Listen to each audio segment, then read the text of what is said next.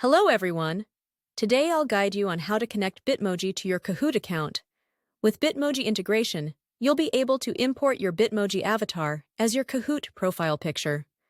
You'll also be able to see your and other players' Bitmojis in the records after a game played in the app. You can follow your friends' reactions to the leaderboard and podium in live games.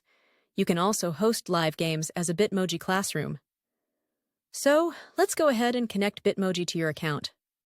First, log into your Kahoot account and click on your profile picture located in the top right corner and go to the profile settings. Look for Connect to Bitmoji in the user information section. Choose how you'd like to connect, either via Snapchat or Bitmoji account. Log in and follow the described steps to connect your Bitmoji. And there you have it! Your Bitmoji account is now connected and your profile picture has been updated.